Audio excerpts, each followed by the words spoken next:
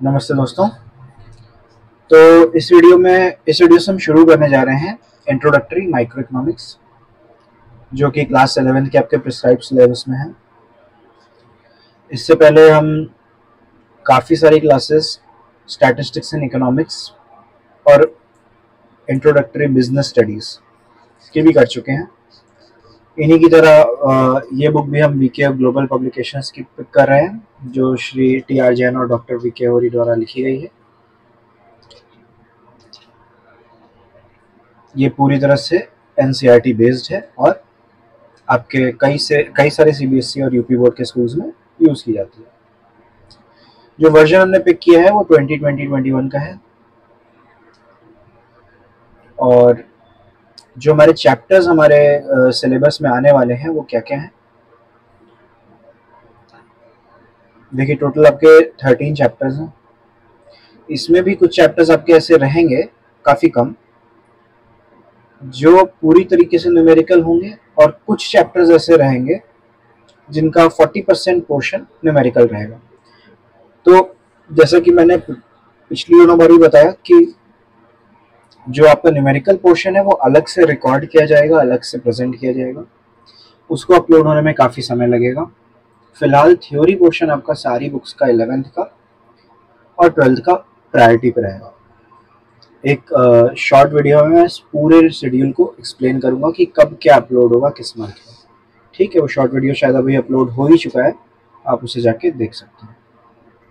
तो हमारी शुरुआत करते हैं चैप्टर नंबर 1 इकोनॉमिक्स और इकोनॉमी से। बहुत ही बेसिक सा पोर्शन आपका इसका बिजनेस में भी था, इकोनॉमिक्स एंड इकोनॉमी और central problems of an economy का नॉमिनल सा था। इतना बहुत तो कॉमर्स के हर सब्जेक्ट में आपस में म्यूचुअल चीज़ें रहती ही हैं। ठीक है, शुरू करते हैं फर्स्ट चैप्टर से, इकोनॉमिक्स एंड इकोनॉमी। इसमें हम क्या क्या जानेंगे, इकोनॉमिक्स किस चीज़ के बारे में है, माइक्रो और मैक्रो इकोनॉमिक्स क्या होता है, क्योंकि मैक्रो इकोनॉमिक्स आपकी 12th में है, पहले दोनों ही 11th में थी, और जो इंडियन इकोनॉमिक डेवलपमेंट है वो 11th में था, लेकिन अब ये चेंज हो गया पिछले 3 साल से शायद। पॉजिटिव इकोनॉमिक्स और नॉर्मेटिव इकोनॉमिक्स क्या होता है, एक इकोनॉमी किसे कहते हैं, एक सिंपल इकोनॉमी कैसी होती है और उसका कॉम्प्लेक्स इकोनॉमी से डिफरेंस, फिर कितने जो टाइप्स ऑफ इकोनॉमीज हैं वो कितने तरीके की होती है, इंडिया उसमें से कौन से टाइप का है, एक्सेट्रा। ठीक है, तो इकोनॉमिक्स किस बारे में, देखिए इकोनॉमिक्स जो है नॉलेज का वो ब्रांच है जहाँ पे हम ये स्टडी करते हैं कि भाई जो ह्यूमन बींग्स हैं, है ना, वो अपनी अनलिमिटेड वांट्स को कैसे सेटिस्फाई करेंगे, जबकि उनके पास जो मीन्स है यानी कि सोर्सेज है, वेल्थ है, वो तो स्केर्स है, वो तो लिमिटेड है, जबकि वांट्स उनकी अनलिमिटेड है। तो कैसे वो इसको एक्वायर करते हैं और कैसे अपनी वांट्स को सेटिस्फाई करते हैं, इसको हम स्टडी करते हैं इकोनॉमिक्स में। ठीक है, उस स्टडी को इकोनॉमिक्स कहा गया है। हालांकि डिक्शनरी का मीनिंग क्या है, डिक्शनरी का मीनिंग ये है कि क्योंकि ग्रीक वर्ड से बना है, 2 ग्रीक वर्ड्स, पहला ओएकोस और दूसरा नेमैन।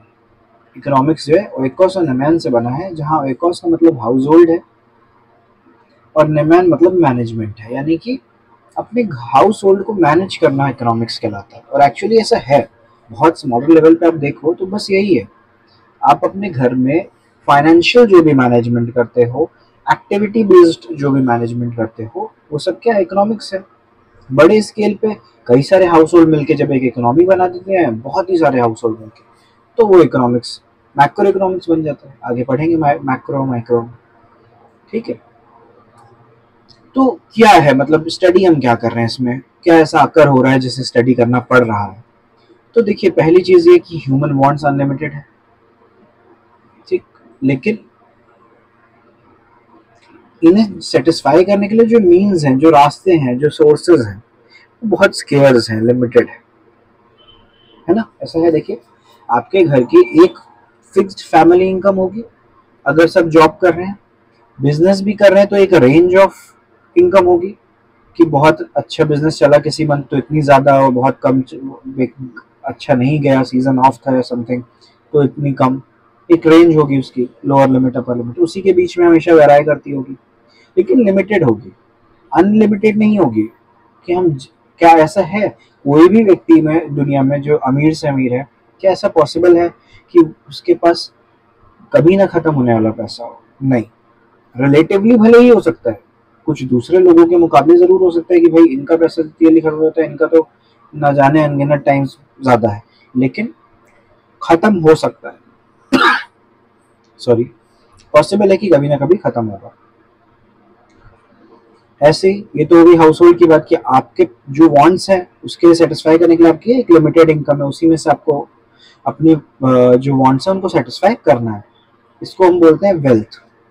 वैसे ही प्रोड्यूसर भी है, वो भी अपने प्रॉफिट्स मैक्सिमाइज करना चाहता है, जबकि उसके पास रिसोर्सेज स्केर्स हैं, फिक्स लैंड, फिक्स लेबर, कुछ कैपिटल, जिससे वो प्रोड्यूस करता है अलग अलग तरीके के गुड्स और सर्विसेज। ठीक। और एक इकोनॉमी के लेवल पे देखा जाए तो ये तो हो गया कंज्यूमर और प्रोड्यूसर का। इकोनॉमी के लेवल पे क्या होता है भाई,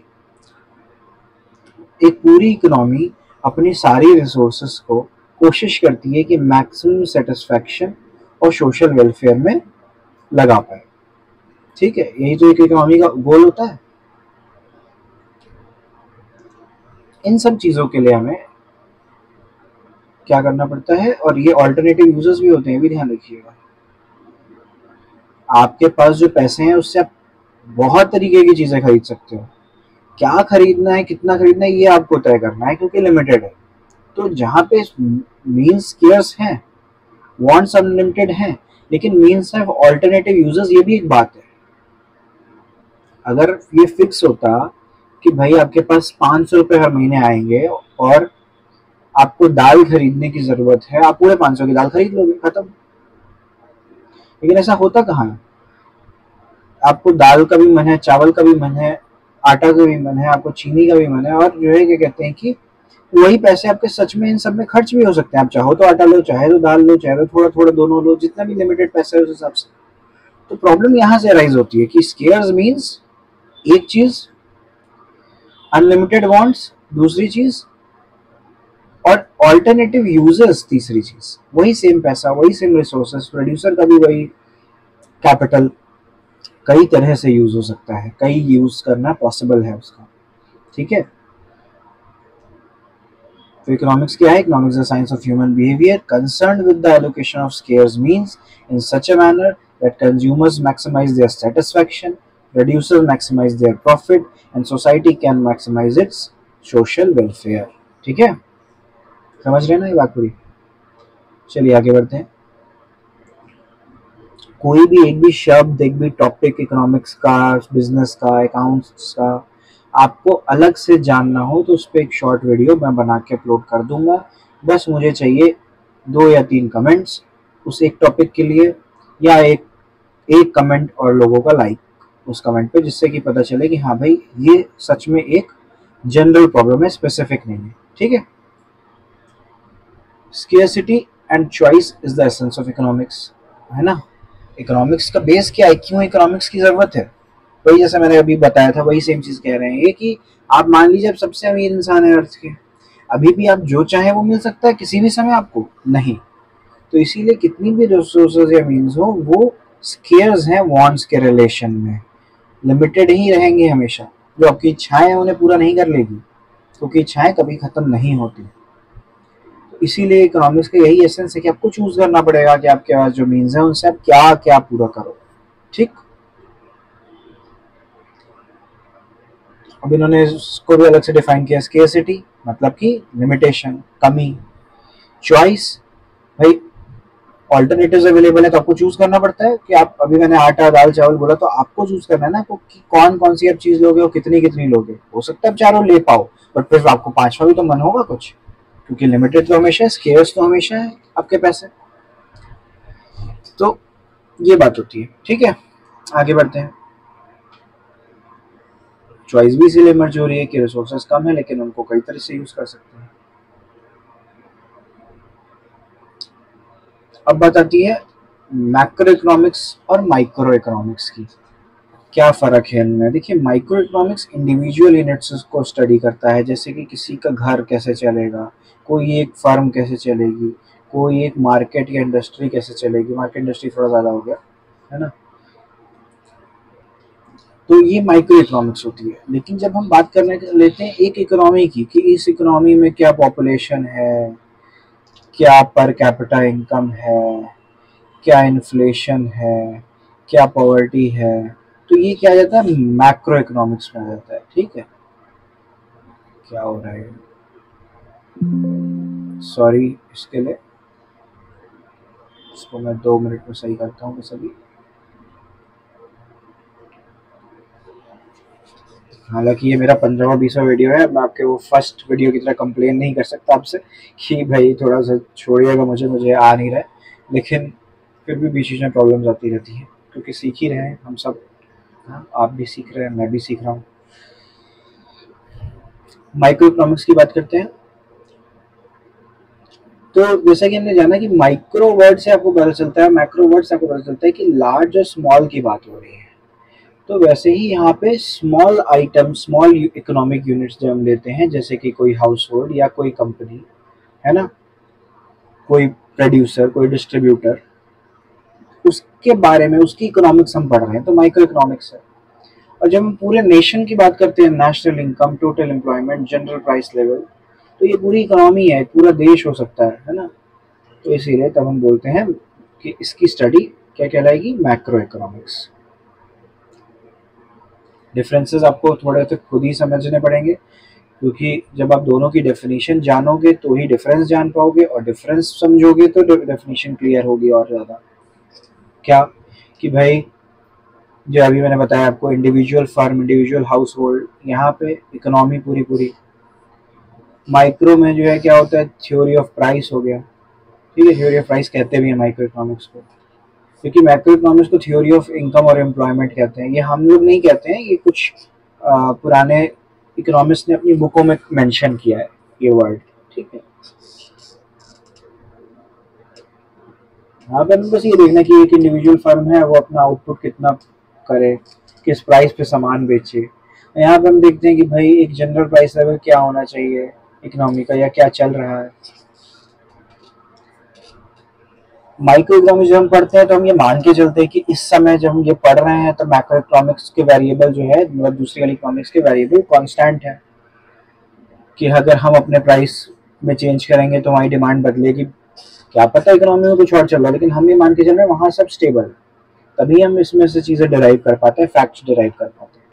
और जब मैक्रो इकोनॉमिक्स स्टडी करते हैं तो हम ये मानते हैं माइक्रो इकोनॉमिक्स कांस्टेंट है, मतलब कि लोग अपने पर्सनल फर्म, पर्सनल घर के खर्चे और खर्च करने का तरीका, फर्म्स का प्रोड्यूस करने का तरीका, रेशियो नहीं बदल रहा है।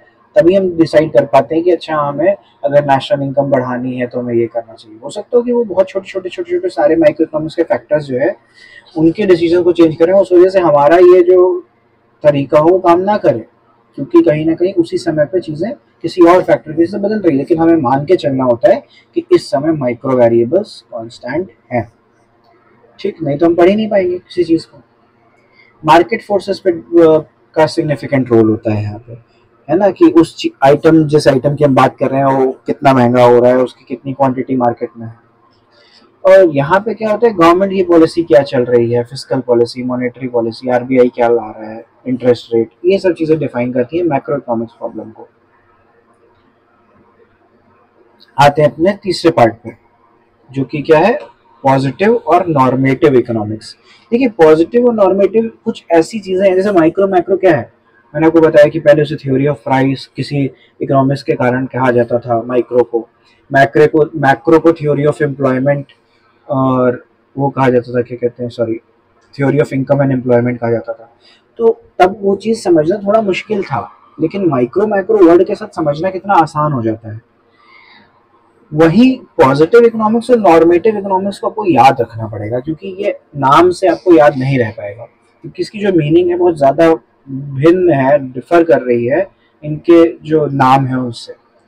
पॉजिटिव इकोनॉमिक्स में हम जब इकोनॉमिक्स इशू से डील कर रहे होते हैं, पास्ट, प्रेजेंट और फ्यूचर के, तो ऐसी चीज़ें, ऐसी सिचुएशन स्टडी की जाती हैं जिसमें फैक्ट और फिगर हो, तब हम उसे पॉजिटिव इकोनॉमिक्स कहते हैं। जैसे कि कहा गया, on the eve of independence, जिस दिन हम इंडिपेंडेंट हो रहे थे उस रात इंडिया की पॉवर्टी काफ़ी ज़्यादा परसेंट ऑफ पॉपुलेशन उससे अफेक्टेड थी इंडिया की, है ना, पॉवर्टी से, मुकाबले अभी के मतलब जैसे अभी 2024 चल रहा है, बुक 2020-21 में लिखी गई है, तो आप इसे ही मान के चलेंगे, ठीक है। तो क्या है कि जिस समय बात हो रही है उस समय के कंपैरिजन में और इंडिपेंडेंट ईयर के कंपैरिजन में काफी ज्यादा पॉवर्टी थी उस टाइम, ठीक है।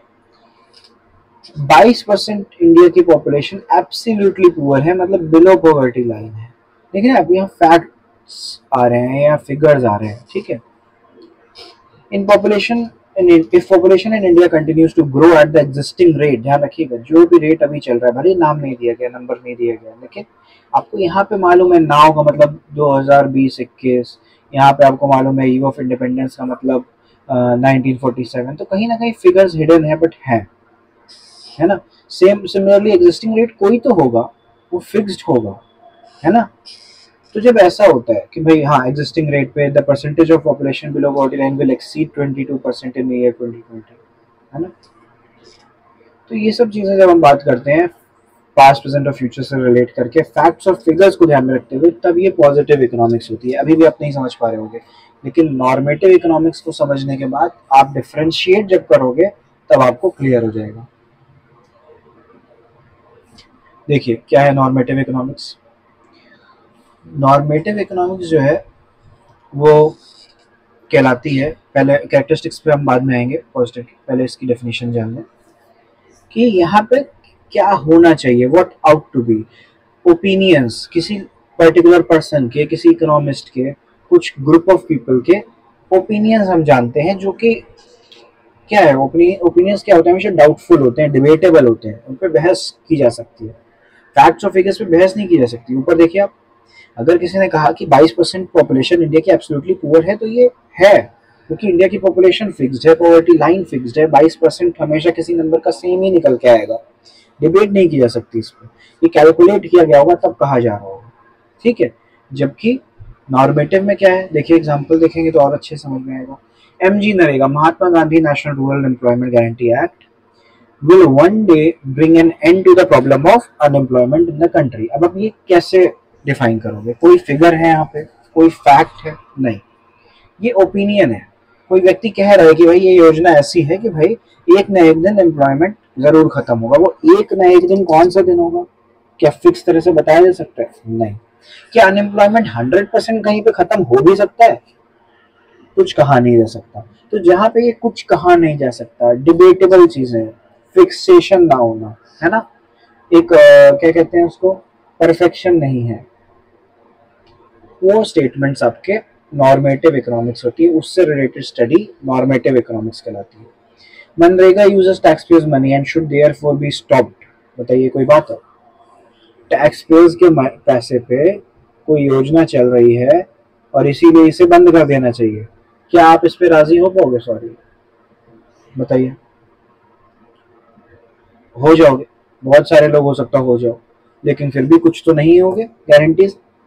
तो यही बात है, जो चीज डिबेटेबल है वो कभी भी फैक्ट्स या फिगर्स नहीं होती, वो नॉर्मेटिव इकोनॉमिक्स होती है।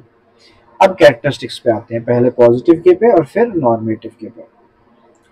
देखिए these statements highlight the nature and extent of economic problems. Economic problem जो भी हम स्टेट कर रहे हैं अपने बात में, वो किस हद तक है, कैसी है वो, उसका नेचर, उसकी एक्सटेंट, ठीक है, उस लोगों का उसके प्रति बिहेवियर पास्ट प्रेजेंट और फ्यूचर में, ये सब बताता है पॉजिटिव इकोनॉमिक्स के स्टेटमेंट। पॉजिटिव इकोनॉमिक्स के स्टेटमेंट हमेशा फैक्ट और फिगर्स पे रिलेटेड होते हैं, ये वेरीफाई किए जा सकते हैं कि ये एकदम ट्रू है, सही है कि नहीं, हमेशा चेक किया जा सकता है। भाई अगर मान लीजिए किसी ने गलत बोल भी दिया तो भी ये पॉजिटिव इकोनॉमिक्स से हट नहीं जाएगा। मान लीजिए किसी ने इसकी जगह 23% बोल दिया, तो क्या वो गलत हो गया? नहीं। क्या ये पॉजिटिव इकोनॉमिक्स का स्टेटमेंट नहीं रह गया? बिल्कुल नहीं, ये है। ये स्टेटमेंट हमेशा पॉजिटिव इकोनॉमिक्स करेगा, क्योंकि इसे चेक तो किया ही जा सकता है ना फैक्ट्स को, कि कितने परसेंट लोग एब्सोल्युटली पुअर हैं, पता चला किसी ने लिखा बोला 23 और है 18, फिर भी पॉजिटिव इकोनॉमिक्स का स्टेटमेंट हो गया, ठीक, क्योंकि वेरीफाइबल है ट्रुथ के लिए।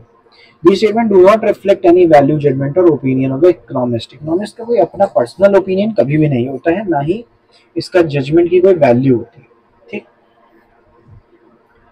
जबकि नॉर्मेटिव इकोनॉमिक्स में क्या है, the statements involve value judgment, इसमें हमें वैल्यू जज करनी पड़ती है कि कितनी इसकी वैल्यू है स्टेटमेंट की। अब देखिए, अब यहाँ पे तो फिर भी इसकी कुछ वैल्यू लग रही थी, कुछ समझ रहे हैं, काउंटेबल नहीं है, फिगर नहीं दे पाएंगे हम, लेकिन हम कह सकते हैं कि कुछ वैल्यू तो लग रही है कि हाँ भाई एक अच्छा प्रोग्राम है एमजी नरेगा और काफी हद तक इसने अनएम्प्लॉयमेंट खत्म किया है, एक दिन पूरी तरह खत्म कर देगा।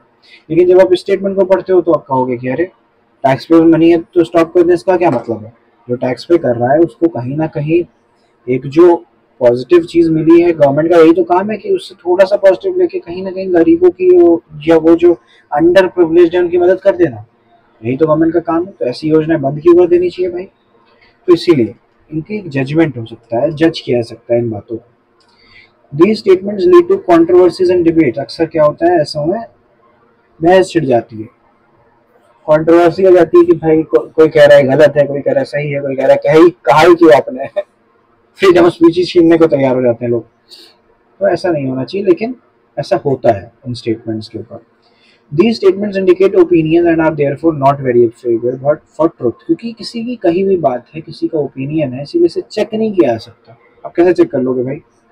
कोई तरीका है इसे चेक करने का? बिल्कुल नहीं। These statements reflect what ought to be as a solution to economic problem। अक्सर ऐसे स्टेटमेंट्स कब यूज होते हैं? जब ये कहा जाता है कि इकोनॉमिक प्रॉब्लम को, किसी इकोनॉमिक प्रॉब्लम को सोल्यूशन क्या है उसका, है ना, क्या होना चाहिए जिससे कि वो सॉल्व हो जाए, ऐसी चीजों में ज्यादा पाए जाते हैं। ठीक,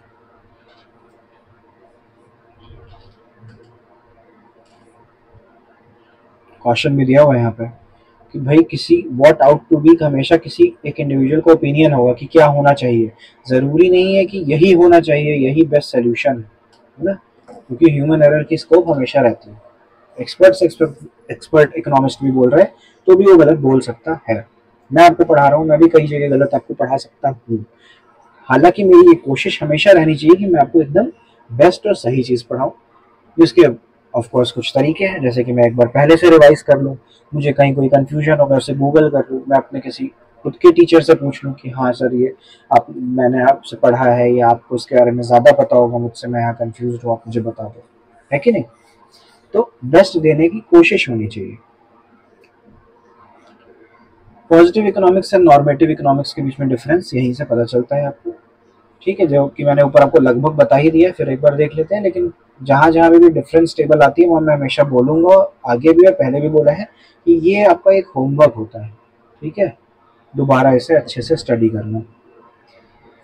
तो what was, what is, what would be, ऐसे स्टेटमेंट्स पॉजिटिव इकोनॉमिक्स में होते हैं, जबकि व्हाट आउट टू बी, क्या होना चाहिए, क्या होना चाहिए, वो नॉर्मेटिव इकोनॉमिक्स है। और क्या था, क्या है और क्या होगा, होगा यहाँ पे समझ रहे हैं, थोड़ा सा sure future based on facts figures obviously. ठीक है, ऐसा स्टेटमेंट पॉजिटिव इकोनॉमिक्स में आता है। ये ट्रूथ होना जरूरी नहीं है, लेकिन ट्रू या फॉल्स श्योरिटी के साथ होंगे। यहाँ पे ट्रू और फॉल्स का सवाल नहीं खड़ा होता, क्योंकि ये किसी के ओपिनियन है। ठीक, फैक्ट्स एंड फिगर्स की वजह से वेरीफेबल है कि ट्रुथ है कि फॉल्स है, ये चेक किया जा सकता है, इसमें कुछ वेरीफाई नहीं हो सकता, कोई फैक्ट फिगर नहीं है। What is an economy? तो people perform different economic activities to earn their living. लोग अपने दिनचर्या के लिए, अपने घर चलाने के लिए क्या करते हैं, अलग अलग काम करते हैं। और टीचर स्कूल जा रहे हैं, डॉक्टर हॉस्पिटल जा रहे हैं, फार्मर्स फील्ड पे जा रहे हैं, इंडस्ट्रियलिस्ट अपने ऑफिस फैक्ट्री जा रहे हैं। ठीक है, तो ये जो नेचर है, लेवल है इकोनॉमिक एक्टिविटीज का, जो एक एरिया के लोगों द्वारा परफॉर्म किया जा रहा है, वो एक सिस्टम को दर्शाता है, एक सिस्टम दिखाता है कि भाई इस सिस्टम में, इस एरिया में इस तरह से लोग एक्टिविटी परफॉर्म कर रहे हैं अपने लिविंग अर्न करने के लिए। तो उस सिस्टम को, उस एरिया को क्या कहेंगे हम? इकोनॉमी। ठीक,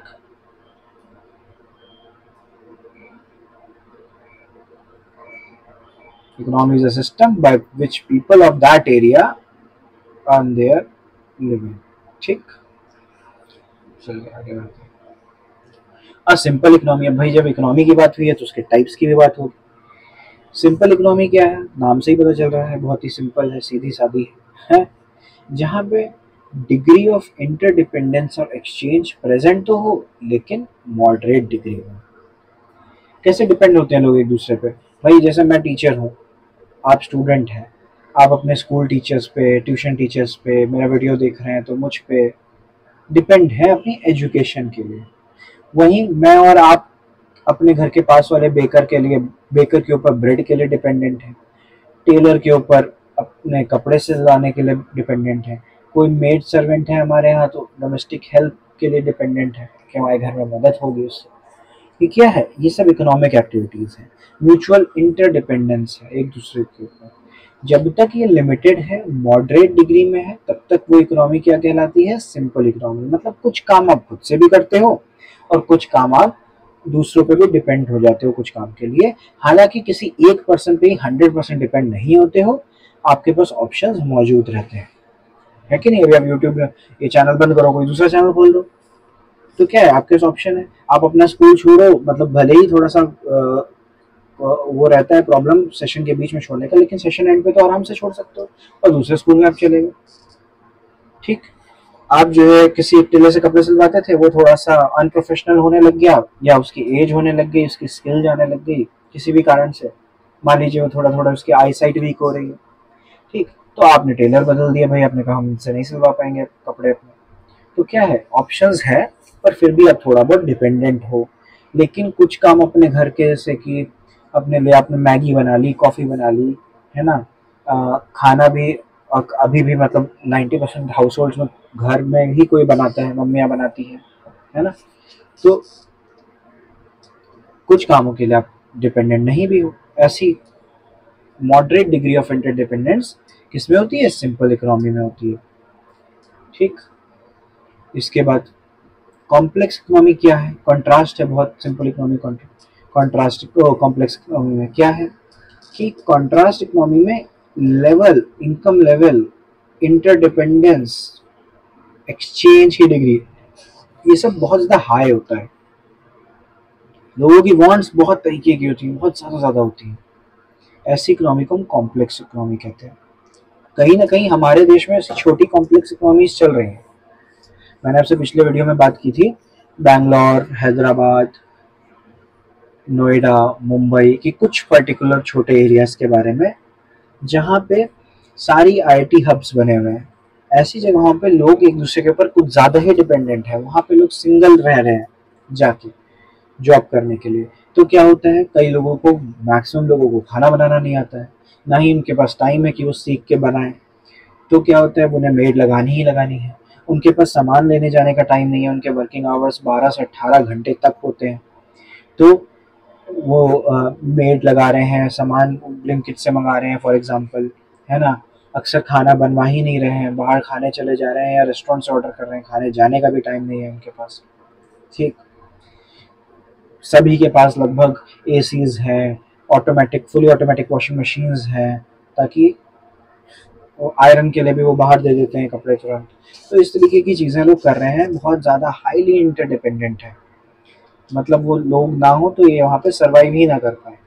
डिग्री ऑफ एक्सचेंज, उनकी सर्विसेज की डिग्री वहाँ पे बहुत तेज़ी से एक्सचेंज होता है हर किसी का। सबकी इनकम बहुत हाई होती है। आप देखोगे वहाँ पे, जब आप यहाँ से सुनते हो कि हाँ भाई फलाने कॉलेज से बीटेक करिए, उस कॉलेज से एमबीए करिए, आईआईटी आईआईएम से पढ़िए तो आपका प्लेसमेंट हो जाएगा, वो प्लेसमेंट्स इन्हीं जगहों पे हो रहे हैं जहाँ पे इनकम लेवल हाई है बिल्कुल, लेकिन खर्चे भी बहुत ज़्यादा है। ठीक है, बजाय के सिंपल इकोनॉमी के जहाँ पे इनकम लोगों की लो है, वांट्स मल्टीपल तो है बट इतनी ज़्यादा नहीं है। म्यूचुअल इंटरडिपेंडेंस भी लिमिटेड है, एक हद तक ही एक दूसरे पे लिमिटेड वो डिपेंडेंट रहते हैं, और डिग्री ऑफ एक्सचेंज भी ज़रूरत भर का होता रहता है। ऑर्गेनाइजेशन ऑफ इकोनॉमिक एक्टिविटीज़, यानी कि टाइप्स ऑफ इकोनॉमीज, कितने तरीके की इकोनॉमीज होती है। देखिए ये तो हमने सिंपल इकोनॉमी, कॉम्प्लेक्स इकोनॉमी जाना, अब हम इनकी बात नहीं करेंगे। हम बात करेंगे types of economy based on planning, based on work culture या ऑपरेशन, कितने तरीके की होती है। ठीक है, देखिए गवर्नमेंट का कंट्रोल रहता है देशों पे, देश, ज़्यादातर देश इकोनॉमी है अपने आप में, है ना, 99% कंट्रीज ही इकोनॉमी है अपने आप में। तो उनकी इकोनॉमी भी उनकी गवर्नमेंट कंट्रोल करती है, जैसे कि उनकी जोग्राफिकल एरिया को कंट्रोल कर रही है तो उनकी इकोनॉमी को भी कंट्रोल कर रही है। अब जहाँ पे इकोनॉमी जैसे चाइना हो गया, रशिया हो गया, नॉर्थ कोरिया हो गया, यहाँ पे क्या है, डिग्री ऑफ कंट्रोल बहुत ज़्यादा है। तो इनके यहाँ की इकोनॉमीज को क्या कहा जाता है, सेंट्रली प्लान्ड इकोनॉमीज या कंट्रोल्ड इकोनॉमीज। क्यों?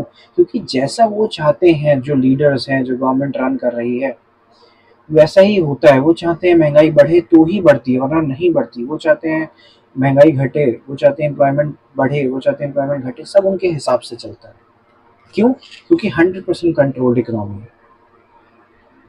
ठीक है भाई, अगर गवर्नमेंट हमारे देश की मान लीजिए कल को कह दे कि भाई हमारी इकोनॉमी अब सेंट्रली प्लान इकोनॉमी में कन्वर्ट हो जाती है, और फिर ऐसा अनाउंसमेंट के बाद वो क्या करे, क्या है कि भाई अब पार्ले जी बिस्किट अब 4 रुपए 50 पैसे में ही मिलेगा, तो अब क्या है, हमें इतने में ही खरीदना पड़ेगा और बनाने वाले को इतने में ही बनाना पड़ेगा, चाहे उसे प्रॉफिट हो रहा हो चाहे ना हो रहा हो, चाहे हमें इतने में खरीदना पॉसिबल हो चाहे ना हो, है ना। और फिर क्योंकि वो पूरी पूरी इकोनॉमी सेंट्रली प्लान्ड है, तो हमारी इनकम जिससे हमें ये खरीदना है वो भी उनके हाथ में होगी। इसे जिन रिसोर्सेज के थ्रू से बनाना है उनकी कॉस्ट भी उनके हाथ में ही होगी। तो सब कुछ जो है कंट्रोल्ड हो जाएगा 100%। हमारे यहाँ भी 1991 तक लगभग ऐसा ही था, लेकिन हम पे लोन बढ़ता जा रहा था विदेशों का। फिर उन्होंने हम पे जोर डाला, यूएन ने, वर्ल्ड बैंक ने, आईएमएफ ने, कि भाई हमें अपनी इकोनॉमी को लिबरलाइज ग्लोबलाइज करना चाहिए। ठीक, सेकंड कौन तरीके की इकोनॉमी होती है, फ्री इकोनॉमी या मार्केट इकोनॉमी। यहाँ पे गवर्नमेंट कुछ नहीं करती, यहाँ पे पूरी की पूरी सब चीजें मार्केट ही तय करती है। मार्केट ऊपर तो देश ऊपर, चीजें महंगी, लोगों के इन्वेस्टमेंट पे अच्छा इंटरेस्ट रेट। मार्केट नीचे तो लोगों की जॉब्स जा रही हैं, चीजें सस्ती तो मिल रही हैं लेकिन लोगों की इनकम भी घट रही है, मार्केट भी नीचे जा रहा है। तो जब पूरी की पूरी चीज प्राइवेट पे डिपेंड हो जाती है, मार्केट पे डिपेंड हो जाती है, जैसे यूएसए और यूके इन्होंने एग्जांपल दिया, तो क्या होता है, उसे फ्री इकोनॉमी या मार्केट इकोनॉमी हम कहते हैं।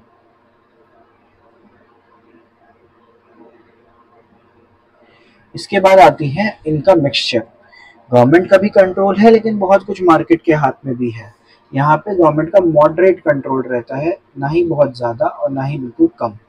ऐसी इकोनॉमीज को मिक्स्ड इकोनॉमी कहते हैं, जैसे कि इंडिया। यहाँ आप देखोगे कि गवर्नमेंट भी बहुत सारी चीज़ें तय करती है कि किसानों की एमएसपी क्या होनी चाहिए, सिलेंडर का रेट क्या होना चाहिए, गैस का रेट क्या होना चाहिए, लेकिन बहुत सारी चीज़ें मार्केट में जो उतरी हुई हैं वो मार्केट रेट तय करता है, जैसे गोल्ड का रेट फॉर एग्जांपल, है ना। तो इंडिया क्या है, मिक्स्ड इकोनॉमी है। अब इन तीनों में डिफरेंस, ठीक है, काफ़ी हद तक आपको इसको रिवाइज करना होगा होमवर्क में। पहले पॉइंट पे आते हैं, these are the economies where the economic activities जैसे प्रोडक्शन, इन्वेस्टमेंट, कंजम्पशन, एक्सचेंज पूरी तरह से गवर्नमेंट कंट्रोल करती है। वो कहती है कि आप इतना इन्वेस्ट करो, इतना आपस में अदला बदली करो, इतने पैसे वेजेस में जाएंगे, इतने पैसे सैलरीज में जाएंगे, इतने जो है रॉ मटेरियल खरीदने में जाएंगे, और इतने जो है प्रॉफिट में जाएंगे। वो सब कुछ गवर्नमेंट तय करती है, हर एक चीज़। इकोनॉमिक डिसीजंस जो है वो सोशल वेलफेयर के मोटिव से ऐसा होता है। क्यों ऐसा करती है वो? ताकि सोशल वेलफेयर बना रहे, हर आदमी के पास हर चीज़ हो। ऐसा ना हो कि कोई इतना गरीब हो जाए कि उसके पास कुछ ना हो, और कोई इतना अमीर हो जाए कि उसके पास मोर देन इनफ हो जाए। ठीक है। फिर आती है फ्री इकोनॉमी या मार्केट इकोनॉमी। यहाँ पे सब कुछ मार्केट फोर्सेस का कंट्रोल करती है। अगर किसी चीज़ की सप्लाई बढ़ गई तो वो चीज़ सस्ती हो जाएगी, अगर किसी चीज़ की डिमांड बढ़ गई तो वो चीज़ महंगी हो जाएगी, एंड वाइस वर्सा। ठीक। इकोनॉमिक डिसीजन क्या होता है, प्रॉफिट मैक्सिमाइजेशन के मोटिव से लिए जाते हैं, यहाँ पे सोशल वेलफेयर के नहीं। बट यहाँ दोनों चीज़ें हैं, यहाँ गवर्नमेंट भी रेगुलेट कर रही है, मार्केट फोर्सेस भी रेगुलेट कर रही है। यहाँ पे प्रॉफिट मैक्सिमाइजेशन भी देखा जा रहा है और सोशल वेलफेयर भी उतना ही देखा जा रहा है। ठीक, इसी तरह से आपको सारे पॉइंट्स पढ़ने हैं इसके। ये वीडियो इसमें इस समय ख़त्म हो रहा है, ठीक है। और ये फर्स्ट चैप्टर था आपका, इसका अच्छी बात यह है कि एक ही वीडियो में ख़त्म हो गया। मुझे उम्मीद नहीं थी, मुझे पूरी उम्मीद थी कि ये 2 वीडियोस में जाएगा, ये भी और सेकंड चैप्टर भी। लेकिन आगे देखेंगे सेकंड चैप्टर कितने समय पे वो पूरा हो पाता है। ठीक है, फिलहाल आपके सेकंड चैप्टर का नाम आप जान लीजिए, central problems of an economy. एक इकोनॉमी की सबसे बड़ी प्रॉब्लम्स क्या होती हैं, मेन फोकस जिस पर वो करती है। ठीक है, चलिए धन्यवाद, मिलते हैं अगले वीडियो में।